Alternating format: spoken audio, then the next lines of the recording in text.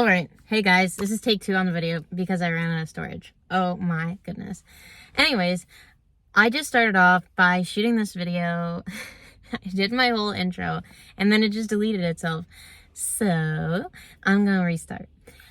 I wanted to address the fact that I haven't been on YouTube for a while because I was taking on, whatever how you want to say it, I was taking on a 90-day challenge that I had created for myself to really push myself to the next level.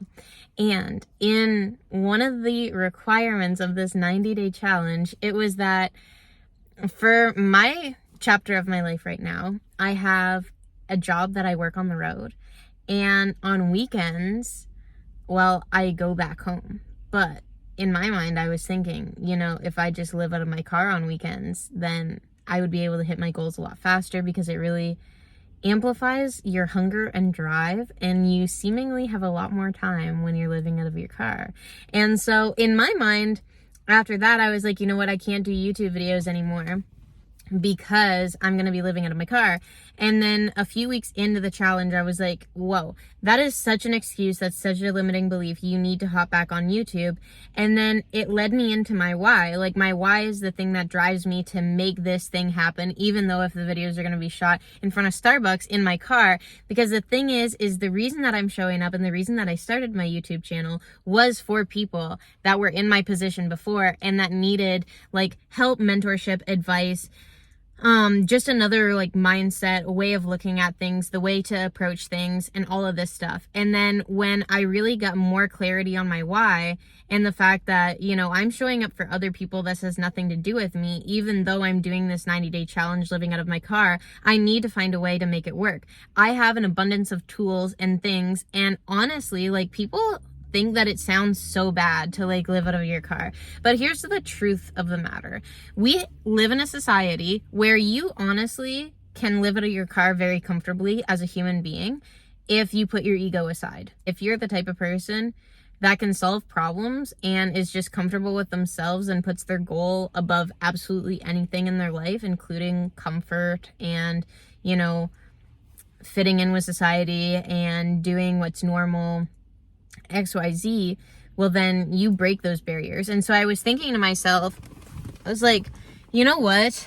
I need to keep on showing up on YouTube. I need to keep on making these videos. So here I am. And I figured I would just be totally transparent with that. That way you guys can have like, I don't know, a cool story or whatever.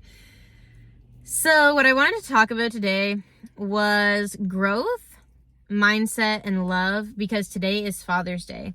So I went to the store this morning because obviously I don't have anywhere to store anything, whatever, but that was no excuse for me either.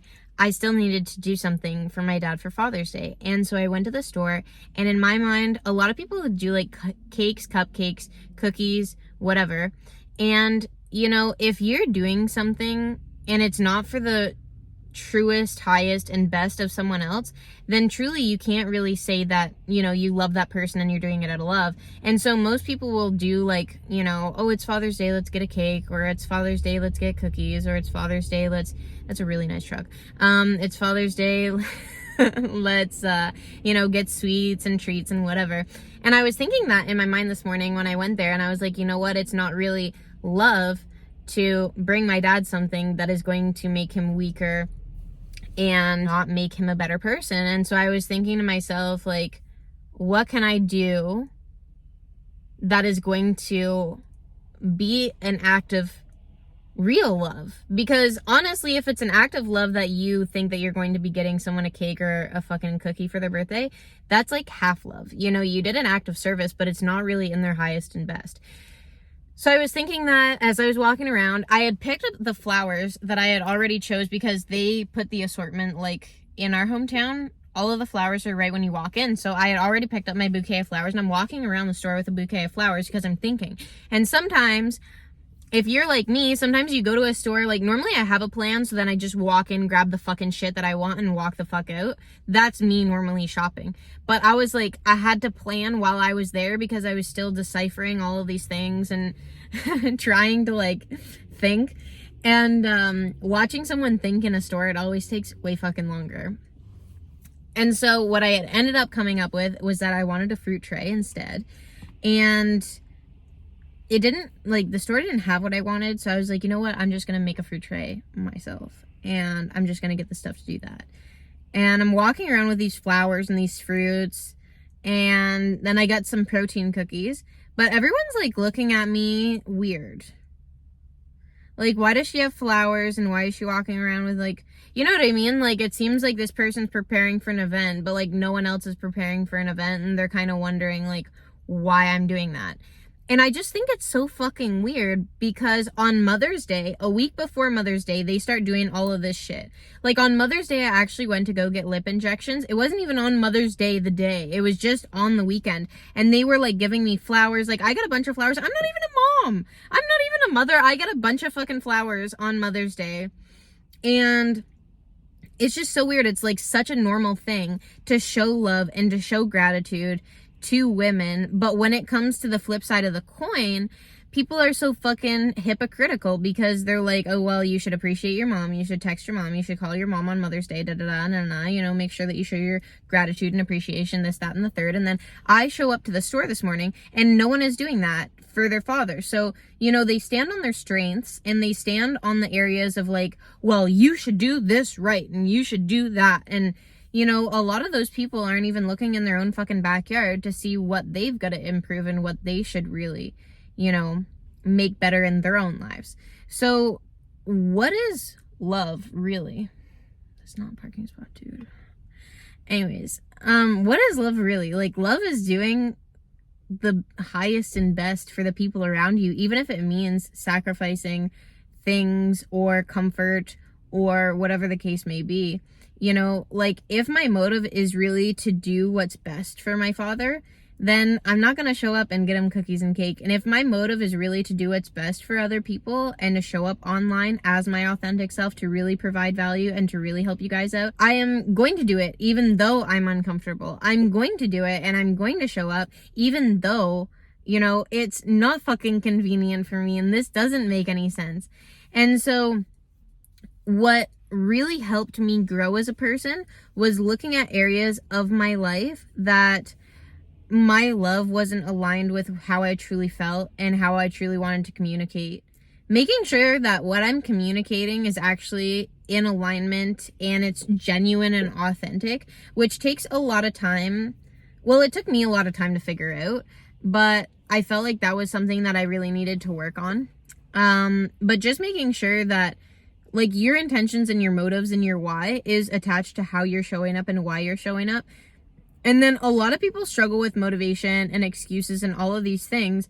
But here's the thing, when you have a strong why and when you know what your intention is and you're very, very clear on that, it becomes very easy to take all of those excuses out of the mix. Because I was just having a conversation with someone the other day and they were saying like, XYZ is really getting in the way and this is why I'm not performing the way that I want and da-da-da-da-da. And I mean, that's fine. But the thing is your mindset isn't strong enough and your why isn't strong enough, because when you get to a point of really being an empowered person, you're going to see that anything that is short of the goal, if the goal is here, anything here is completely unacceptable because it's just an excuse and it is not hitting the goal. Like, until you get to here, this is the line, this is the goal. Until you get there, everything else is just an excuse. It's, you know, it's a failure to attain the goal, to be completely honest with you. And it's an indication to you that you need to be pushing harder, you need to be trying harder, and you need to change your approach. And so if I was in my position before, it would be that. It would be like, how are you expressing love and is that in alignment, and what can you do to change that? What can you do to improve that?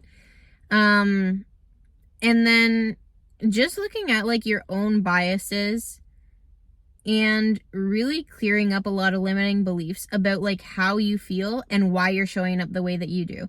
Are you showing up the way that you're showing up because other people expect that of you? Are you showing up that way because society expects that of you and because everyone else is showing up that way? Are you showing up that way because you don't want to be judged, ridiculed? Are you showing up that way because you don't want to stand out? Are you showing up that way because you do want to stand out? What are the motives behind what you're doing? And really looking at that in regards to love and how you express yourself. That's it. That's all I got for you. I'll see you on the next video.